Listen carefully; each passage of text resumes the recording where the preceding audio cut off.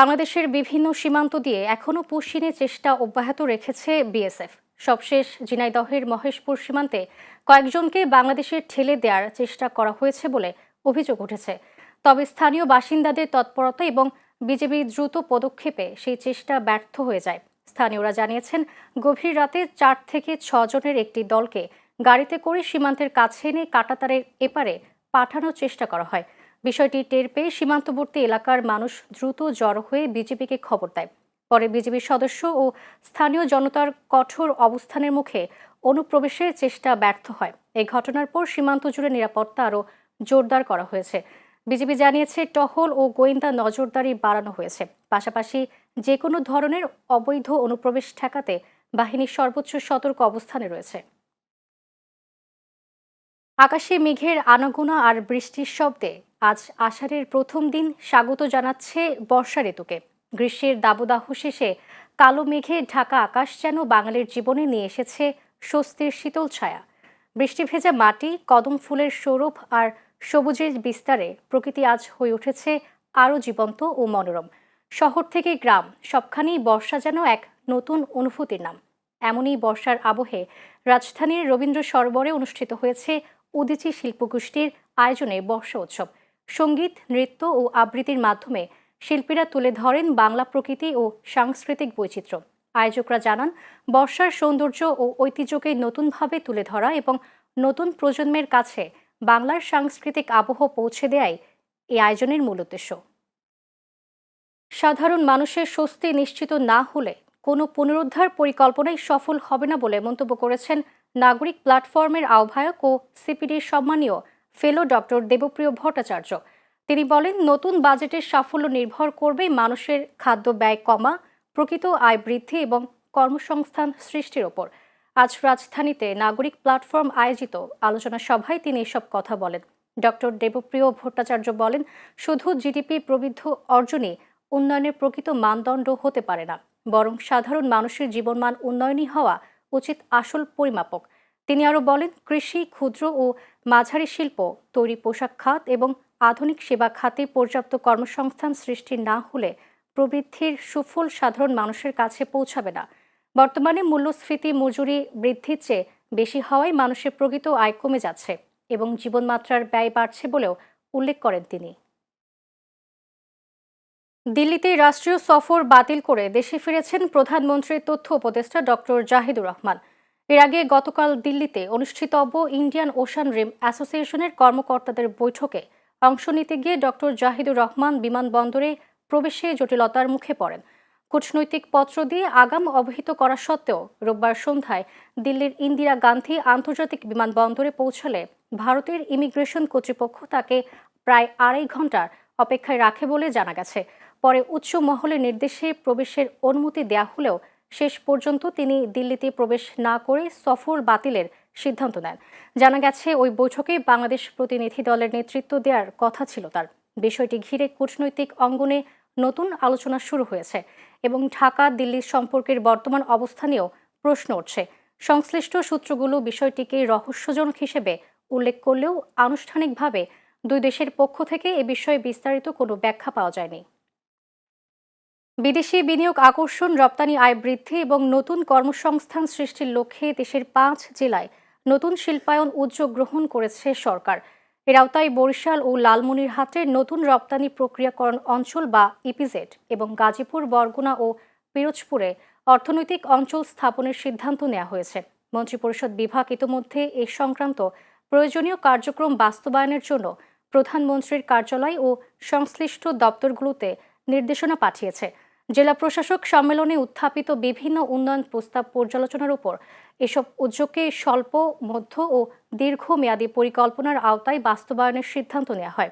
সরকারের মতে, পায়রা সমুদ্র বন্দর, বুড়িমারি স্থলবন্দর, রেল ও সড়ক যোগাযোগের সুবিধা কাজে লাগিয়ে এসব অঞ্চলে রপ্তানিমুখী শিল্প গড়ে তোলার সম্ভাবনা রয়েছে। পাশাপাশি কৃষি, মৎস্য, পর্যটন ও কৃষিভিত্তিক শিল্পেরও প্রসার ঘটবে বলে আশা করা হচ্ছে। দেশের গণপরিবহন ব্যবস্থাকে আরও আধুনিক, নিরাপদ ও প্রযুক্তি নির্ভর করতে উদ্যোগ নিয়েছে সরকার। 1 আগস্ট থেকে দেশের সব গণপরিবহনে জিপিএস ডিভাইস সংযুক্ত করা বাধ্যতামূলক করা হয়েছে। বাংলাদেশ সড়ক পরিবহন কর্তৃপক্ষের প্রজ্ঞাপন অনুযায়ী সব বাস, মিনিবাস সহ গণপরিবহনে সার্বক্ষণিক সচল জিপিএস স্থাপন নিশ্চিত করতে হবে। এর মাধ্যমে যানবাহনের অবস্থান, গতি ও চলাচল পর্যবেক্ষণ সহজ হবে বলে আশা করা হচ্ছে। বিআরটিএ আরও জানিয়েছে, সব গণপরিবহনে জিপিএস ডিভাইস সংযুক্ত না থাকলে রেজিস্ট্রেশন এবং ফিটনেস সনদ নবায়ন করা হবে না। ফলে পরিবহন মালিকদের নির্ধারিত সময়ের মধ্যে এই নির্দেশনা বাস্তবায়নের নির্দেশনাও দেয়া হয়েছে। দেশজুড়ে হাম ও হামের উপসর্গে মৃত্যুর সংখ্যা উদ্বেগজনকভাবে বাড়ছে। স্বাস্থ্য অধিদপ্তরের সবশেষ তথ্য অনুযায়ী চলতি বছরের 15ই মার্চ থেকে এখন পর্যন্ত হাম ও উপসর্গজনিত কারণে মোট মৃত্যুর সংখ্যা বেড়ে দাঁড়িয়েছে 652 জনে। গত 24 ঘন্টায় সন্দেহজনক হাম রোগে আরও 4 শিশু মারা গেছে বলে জানিয়েছেন হেলথ ইমার্জেন্সি অপারেশন সেন্টার ও কন্ট্রোল রুম। একই সময় নতুন করে 75 জন নিশ্চিতভাবে হামে আক্রান্ত হয়েছে এবং সন্দেহজনক আক্রান্ত রোগীর সংখ্যা দাঁড়িয়েছে 1052 জনে। পরিস্থিতি অনুযায়ী দেশে এখন পর্যন্ত নিশ্চিত হামে আক্রান্ত হয়েছে 10,323 জন এবং সন্দেহভাজন আক্রান্তের সংখ্যা 85,000-এরও বেশি। বিভাগ ভিত্তিক তথ্যে দেখা যায়, সবচেয়ে বেশি মৃত্যু হয়েছে ঢাকা বিভাগে। এছাড়া রাজশাহী, সিলেট ও অন্যান্য অঞ্চলেও উপস্থিতি উদ্বেগজনক। দেশের অন্যতম বড় বেসরকারি আর্থিক প্রতিষ্ঠান ইসলামী ব্যাংকের পরিচালনা পর্ষদ ভেঙে দিয়েছে বাংলাদেশ ব্যাংক। আমানতকারীদের স্বার্থ ও জনস্বার্থে এই সিদ্ধান্ত নেওয়া হয়েছে বলে জানিয়েছে কেন্দ্রীয় ব্যাংক। বাংলাদেশ ব্যাংকের মুখপাত্র জানান, ব্যাংক কোম্পানি আইনের ক্ষমতা বলে পরিচালনা পর্ষদের চেয়ারম্যান সহ সব পরিচালককে সরিয়ে দেওয়া হয়েছে। একই সঙ্গে ব্যাংকটির সার্বিক কার্যক্রম পরিচালনার দায়িত্ব দেওয়া হয়েছে বাংলাদেশ ব্যাংকের নির্বাহী পরিচালক মোহাম্মদ জহির হোসেনকে। দীর্ঘদিন ধরে চেয়ারম্যান পদ নিয়ে অস্থিরতা, অভ্যন্তরীণ দ্বন্দ্ব এবং গ্রাহক পর্যায়ে আস্থার সংকটের মধ্যে ব্যাংকটি পরিচালিত হচ্ছিল। এরই ধারাবাহিকতায় সম্প্রতি গ্রাহকদের বড় অঙ্কের আমানত উত্তোলন ও রাজনৈতিক বিতর্ক পরিস্থিতিকে আরও জটিল করে তোলে। এর আগে পরিস্থিতি নিয়ন্ত্রণে কেন্দ্রীয় ব্যাংক পর্যবেক্ষক নিয়োগ এবং আর্থিক সহায়তা প্রদান করলেও অস্থিরতা অব্যাহত থাকে। সবশেষ গভর্নরের সঙ্গে বৈঠকের পর ব্যাংকের বর্তমান পর্ষদ ভেঙে দেওয়ার সিদ্ধান্ত কার্যকর করা হয়। এই সিদ্ধান্তের মাধ্যমে ইসলামী ব্যাংকের ব্যবস্থাপনায় সরাসরি কেন্দ্রীয় ব্যাংকের নিয়ন্ত্রণ প্রতিষ্ঠিত হলো। প্রধানমন্ত্রী তারেক রহমানের সভাপতিত্বে যানজট নিরসন ও ট্রাফিক ব্যবস্থাপনা আধুনিকায়ন বিষয়ক তৃতীয় সভা অনুষ্ঠিত হয়েছে। আজ সচিবালয়ের মন্ত্রী পরিষদ বিভাগের জনপ্রশাসন সভাকক্ষে এই সভা অনুষ্ঠিত হয়। সভায় রাজধানী সহ দেশের প্রধান শহরগুলোতে যানজটের বর্তমান অবস্থা, ট্রাফিক ব্যবস্থাপনার সীমাবদ্ধতা এবং ভবিষ্যৎ করণীয় নিয়ে বিস্তারিত আলোচনা করা হয়। সংশ্লিষ্ট মন্ত্রণালয়, আইন শৃঙ্খলা বাহিনী, সিটি কর্পোরেশন এবং সড়ক পরিবহন খাতের ঊর্ধ্বতন কর্মকর্তারা এতে অংশ নিয়ে নিজ নিজ দপ্তরের অগ্রগতি ও চ্যালেঞ্জ তুলে ধরেন। সভায় বিশেষভাবে গুরুত্ব দেওয়া হয় ট্রাফিক ব্যবস্থাপনায় আধুনিক প্রযুক্তির ব্যবহার বৃদ্ধির উপর। যানবাহনের গতি নিয়ন্ত্রণ, রিয়েল টাইম মনিটরিং এবং স্মার্ট ট্রাফিক সিগন্যাল সিস্টেম চালুর বিষয়ে জোর দেওয়া হয়। পাশাপাশি গণপরিবহনে শৃঙ্খলা ফিরিয়ে আনা, অবৈধ পার্কিং নিয়ন্ত্রণ ও ফুটপাত দখলমুক্ত করার বিষয়েও আলোচনা হয়। সড়ক দুর্ঘটনা কমাতে চালকদের প্রশিক্ষণ বৃদ্ধি, লাইসেন্সিং প্রক্রিয়া কঠোর করা এবং আইন প্রয়োগে সমন্বয় জোরদার করার উপরও গুরুত্বারোপ করা হয়। তিস্তা মহাপরিকল্পনা দ্রুত বাস্তবায়ন এবং তিস্তা পানির ন্যায্য হিস্যা নিশ্চিতের দাবিতে সংবাদ সম্মেলন করেছে তিস্তা মহাপরিকল্পনা বাস্তবায়ন সংগ্রাম কমিটি। রোববার বিকেলে রংপুর নগরীর পুরাতন পাবলিক লাইব্রেরি হলরুমে আয়োজিত সংবাদ সম্মেলনে রংপুর 3 আসনের সংসদ সদস্য অধ্যাপক মাহবুবুর রহমান বিলাল 5 দফা দাবি তুলে ধরেন। দাবির মধ্যে রয়েছে তিস্তা পানির ন্যায্য হিস্যা আদায়ে কার্যকর কূটনৈতিক উদ্যোগ, তিস্তা মহাপরিকল্পনাকে জাতীয় অগ্রাধিকার প্রকল্প হিসেবে ঘোষণা এবং দ্রুত বাস্তবায়নের রোডম্যাপ প্রকাশ। দাবি আদায়ে আগামী 20 জুন তিস্তা পাড়ের বিভিন্ন এলাকায় মানববন্ধন কর্মসূচির ঘোষণা দেওয়া হয়েছে। মাদারীপুর শহরের পুরান বাজার এলাকায় একটি নামিদামি রেস্টুরেন্টের বাসি ও মানহীন খাবার পেয়ে নারী শিশু সহ অন্তত 35 জন গুরুতর অসুস্থ হয়ে হাসপাতালে ভর্তি হয়েছেন।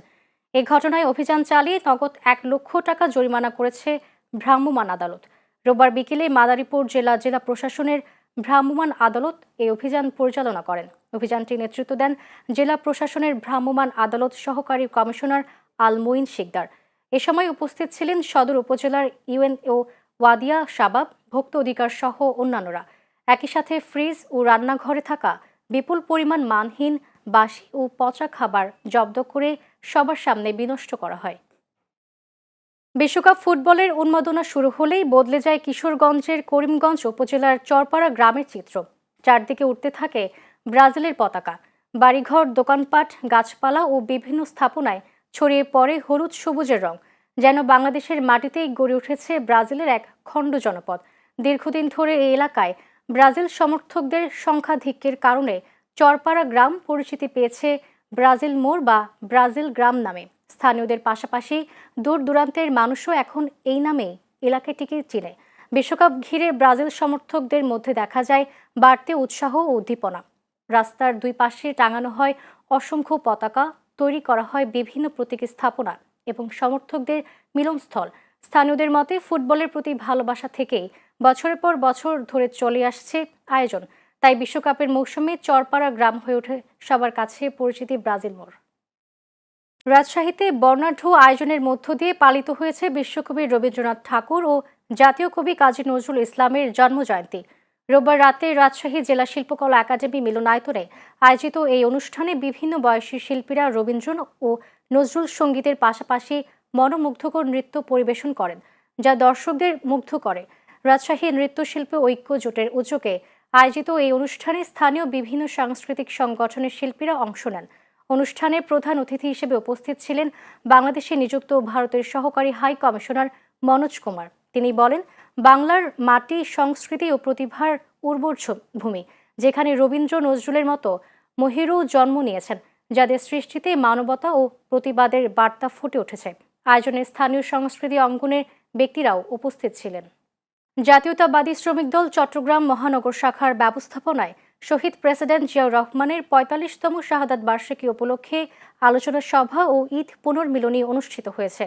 গতকাল বিকেলে নগরীর দোস্ত বিল্ডিং সহ কার্যালয়ে এই অনুষ্ঠান অনুষ্ঠিত হয়। চট্টগ্রাম মহানগর বিভাগীয় শ্রমিক দলের সহসভাপতি এস.এম. আজিমের সভাপতিত্বে আয়োজিত এই অনুষ্ঠানে প্রধান অতিথি হিসেবে উপস্থিত ছিলেন ইঞ্জিনিয়ার মোহাম্মদ জাবেদ আফসার চৌধুরী। বিশেষ অতিথি হিসেবে বাংলাদেশ সড়ক পরিবহন ফেডারেশনের যুগ্ম সম্পাদক মোহাম্মদ আরিফুল ইসলাম এবং সদরঘাট থানা শ্রমিক দলের সভাপতি আব্দুর রশিদ সহ অন্যান্য নেতৃবৃন্দ উপস্থিত ছিলেন। শিল্পাঞ্চল আশুলিয়ায় বন্ধ হয়ে যাওয়া নাসা গ্রুপের ৮টি পোশাক কারখানার শ্রমিক ও কর্মচারীদের বকেয়া ৭৫% সার্ভিস বেনিফিট পরিশোধের দাবিতে মানববন্ধন ও বিক্ষোভ মিছিল অনুষ্ঠিত হয়েছে। আজ ইয়ারপুর ইউনিয়নের নিশ্চিন্তপুর এলাকায় কারখানাগুলোর সামনে এই কর্মসূচি পালন করেন ভুক্তভোগী শ্রমিক ও শ্রমিক ফেডারেশনের নেতৃবৃন্দ। এ সময় বক্তারা অভিযোগ করেন, প্রতিষ্ঠানটি বন্ধ ঘোষণার পরও পূর্বের চুক্তি অনুযায়ী শ্রমিকদের পাওনা পরিশোধ করা হয়নি। ফলে প্রায় ৮,০০০ শ্রমিক ও তাদের পরিবার চরম আর্থিক সংকটে মানবেতর জীবনযাপন করছে বলে দাবি করেন তারা। দ্রুত পাওনা পরিশোধ না করা হলে কঠোর আন্দোলনের হুঁশিয়ারিও দেন শ্রমিক নেতারা। ব্রাহ্মণবাড়িয়ার কসবা উপজেলায় দীর্ঘদিন ধরে বন্ধ থাকা পানির ফোয়ারা অবশেষে পুনরায় চালু করা হয়েছে। উপজেলা প্রশাসন জানিয়েছে, আজ সকালে প্রয়োজনীয় সংস্কার ও রক্ষণাবেক্ষণ কাজ সম্পন্ন করে ফোয়ারাটি পুনরায় সচল করা হয়। সম্প্রতি চ্যানেল এসের সংবাদ প্রচারের পর বিষয়টি সংশ্লিষ্ট কর্তৃপক্ষের নজরে আসে। এরপর দ্রুত উদ্যোগ নিয়ে ফোয়ারাটির মেরামত ও পুনরায় চালুর ব্যবস্থা গ্রহণ করা হয়। দীর্ঘদিন অচল থাকায় ফোয়ারাটি নষ্ট হয়ে যাওয়ায় স্থানীয়দের মধ্যে অসন্তোষ দেখা দিয়েছিল বলে জানা যায়। তবে পুনরায় চালু হওয়ায় এলাকাবাসীর মধ্যে স্বস্তি ফিরেছে। উপজেলা নির্বাহী কর্মকর্তা মোহাম্মদ সামিউল ইসলাম জানিয়েছেন, ভবিষ্যতে নিয়মিত রক্ষণাবেক্ষণের মাধ্যমে ফোয়ারাটি সচল রাখা হবে, যাতে এর সৌন্দর্য ও জনসাধারণের উপযোগিতা বজায় থাকে। বর্ষা মৌসুমের সক্রিয় প্রভাবে দেশের বিভিন্ন অঞ্চলে বৈরী আবহাওয়ার আভাস দিয়েছে আবহাওয়া অফিস। আজ দেশের ১৩টি অঞ্চলের ওপর দিয়ে ঝোড়ো হাওয়া বয়ে যাওয়ার পাশাপাশি বৃষ্টি বা বজ্রসহ বৃষ্টি হতে পারে বলে জানিয়েছে সংস্থাটি। এদিকে উত্তর পূর্বাঞ্চলের টানা ভারী বৃষ্টিপাতের কারণে সিলেট ও সুনামগঞ্জ জেলার নদীর সংলগ্ন নিম্নাঞ্চল সাময়িকভাবে প্লাবিত হওয়ার আশঙ্কা করেছে পানি উন্নয়ন বোর্ডের বন্যা পূর্বাভাস ও সতর্কীকরণ কেন্দ্র। পূর্বাভাসে বলা হয়, সুরমা ও কুশিয়ারা নদীর পানি আগামী ৭ দিনের সময় বিশেষে দ্রুত বৃদ্ধি পেতে পারে, যার ফলে এসব এলাকার নিম্নাঞ্চল অস্থায়ীভাবে পানিতে তলিয়ে যেতে পারে। তবে বড় কোনো বন্যার আশঙ্কা নেই বলেও জানিয়েছে কর্তৃপক্ষ। পাবো আরও জানায় 14 থেকে 21 জুন সময়কালে দেশের রংপুর, সিলেট ও ময়মনসিংহ বিভাগ এবং উজানের ভারতের বিভিন্ন অঞ্চলে ভারী বৃষ্টিপাতের সম্ভাবনা রয়েছে, যার প্রভাবে দেশের উত্তর ও উত্তর পূর্বাঞ্চলের নদ নদীর পানি বৃদ্ধি পেতে পারে।